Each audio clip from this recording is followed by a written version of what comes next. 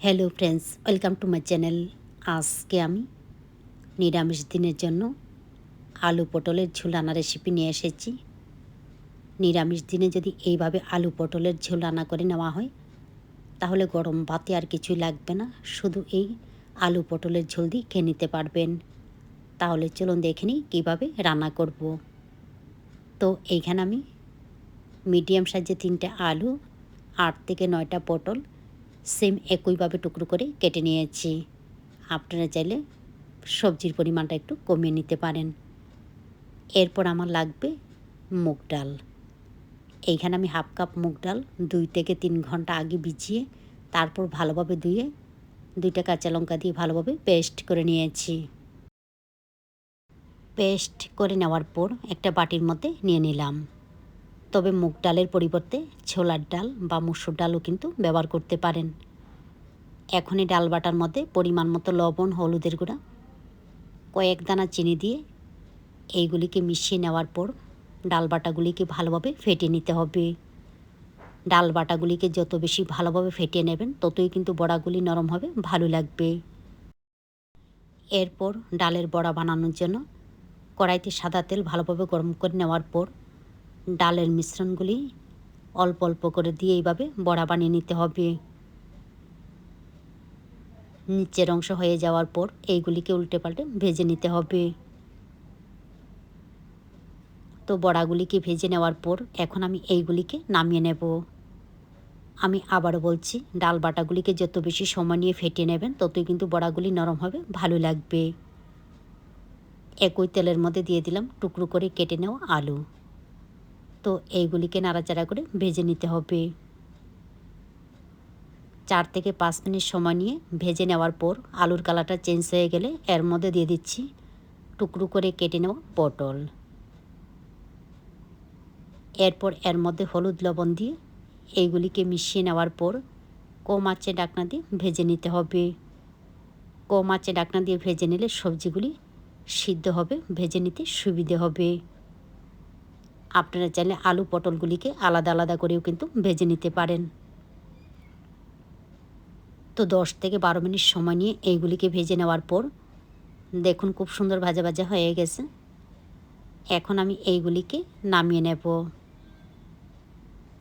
ভেজে নেওয়া আলু পটলগুলিকে নামিয়ে নেওয়ার পর আবারও দিয়ে দিচ্ছি সর্ষের তেল। নিরামিষ রান্নার মধ্যে সর্ষের তেলটা ব্যবহার করলে ভালো লাগে। তেল গরম হয়ে গেলে ফোড়নের মধ্যে দিয়ে দিচ্ছি শুকনো লঙ্কা, তেজপাতা, আস্ত জিরা।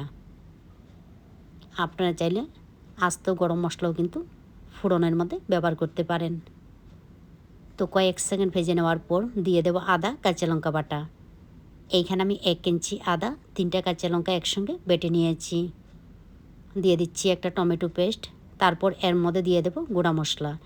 এইখানে আমি জিরার গুঁড়া 1 চা চামচ, ধনিয়ার গুঁড়া 1 চা চামচ, হলুদের গুঁড়া, মরিচের গুঁড়া হাফ চা চামচ করে, আর নিয়ে নিলাম হাফ চা চামচ চিনি। নিরামিষ রান্নার মধ্যে চিনিটা কিন্তু অবশ্যই ব্যবহার করবেন। চিনিটা দিলে এর স্বাদ ভালো আসে। তো এইগুলিকে জল দিয়ে গুলে এর মধ্যে দিয়ে দিলাম। এখন এইগুলিকে ভালোভাবে কষিয়ে নিতে হবে। মশলাগুলিকে কষিয়ে নেওয়ার পর মশলা থেকে যখন তেল ছাড়তে শুরু করবে এবারে এর মধ্যে 2 চামচের মতো জল দিয়ে আবার একটু কষিয়ে নিতে হবে।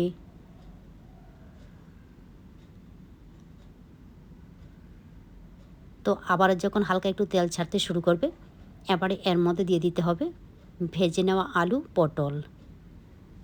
মশলার সঙ্গে আলু পটলগুলিকে আবার একটু কষিয়ে নিতে হবে। এইভাবে কষিয়ে নিলে আলু পটলের ভিতরে মশলাগুলি ঢুকবে, ভালো লাগবে। তো 1.5 থেকে 2 মিনিট সময় নিয়ে আলু পটলগুলিকে মশলার সঙ্গে কষিয়ে নেওয়ার পর এর মধ্যে দিয়ে দিচ্ছি জল। আপনারা চাইলে গরম জলও কিন্তু ব্যবহার করতে পারেন। এখন এইগুলিকে ঢাকনা দিয়ে রান্না করব ঝোলটা ফুটে ওঠা পর্যন্ত। তো ঝোলটা যখন ভালোভাবে ফুটে যাবে এবারে এর মধ্যে দিয়ে দেব ভেজে নেওয়া ডালের বড়া। এর থেকে 2 থেকে 3টে ডালের বড়া এইভাবে একটু ভেঙে দিতে হবে। এইভাবে ভেঙে দিলে ঝোলটা ভালো লাগবে। দিয়ে দিচ্ছি পরিমাণ মতো লবণ।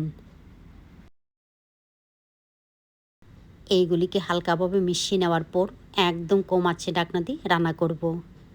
অন্যদিকে একটা তরকা প্যান গরম করে নিয়ে এর মধ্যে দিয়ে দিলাম 1 চা চামচ ঘি।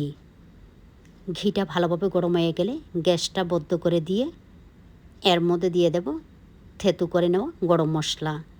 গরম মশলাগুলিকে এইভাবে আধ ভাঙ্গা করে থেতু করে নিতে হবে। আর দিয়ে দেব ভাজা মৌরি জিরার গুঁড়া, প্রায় হাফ চা চামচের থেকে কম হবে। ভাজা মশলার পরিমাণটা কিন্তু কমিয়ে দিতে হবে। তো এইগুলিকে নাড়াচাড়া করে মিশিয়ে নিয়ে আলু পটলের ঝোলের মধ্যে দিয়ে দিতে হবে। এইভাবে ঘি গরম করে থেতু করে নেওয়া গরম মশলা, ভাজা মশলা মিশিয়ে দেওয়া হয়, তাহলে খুব সুন্দর একটা ফ্লেভার আসে। এইগুলিকে আবারও মিশিয়ে নেওয়ার পর একদম কম আঁচে ঢাকনা দিয়ে রান্না করব ভালোভাবে সিদ্ধ হওয়া পর্যন্ত। তো ভালোভাবে সিদ্ধ হয়ে যাওয়ার পর আমি গ্যাসটা বন্ধ করে দিলাম। তো আমার আলু পটলের ঝোল সম্পূর্ণ রেডি। এইভাবে নিরামিষ আলু পটলের ঝোল রান্না করে খেয়ে দেখবেন ভালো লাগে। ভালো লাগলে অবশ্যই লাইক, শেয়ার এবং সাবস্ক্রাইব করবেন।